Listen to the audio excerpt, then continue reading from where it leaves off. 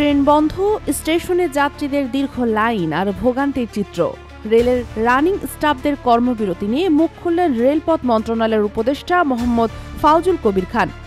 কিন্তু এই আন্দোলনের আসল কারণ কি? মঙ্গলবার সকালে কমলাপুর রেল স্টেশনে পরিদর্শনে গিয়ে উপদেষ্টা বললেন, যাত্রীদের জিম্মি করে আন্দোলন দুঃখজনক। তিনি আরও জানান, রেলের এই সমস্যার সমাধান রেলপথ মন্ত্রণালয়ের হাতে নেই, সবকিছু অর্থ মন্ত্রণালয়ের সিদ্ধান্তের উপর নির্ভর করছে। রানিং স্টাফদের দাবি কি? তারা চান তাদের মূল বেতনের সঙ্গে রানিং অ্যালাউন্স যোগ করে পেনশন ও আনুতোষিক সুবিধা দেওয়া হোক। তবে বিষয়টি এখনও অর্থ বিভাগের আলোচনার মধ্যে রয়েছে।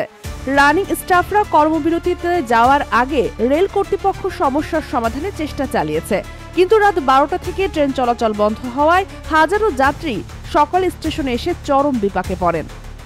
এই অবস্থায় উপদেষ্টা ফাউজুল কবির রানিং স্টাফদের কর্মবিরতি প্রত্যাহারের আহ্বান জানিয়েছেন এবং দাবি করেছেন আলোচনা চলছে, সমাধান হবে। কিন্তু প্রশ্ন থেকে যায়, এই আন্দোলনের ফলে যাত্রীদের দুর্ভোগ কে পোষাবে? Sheikh Masuma, daily hour, Bangladesh.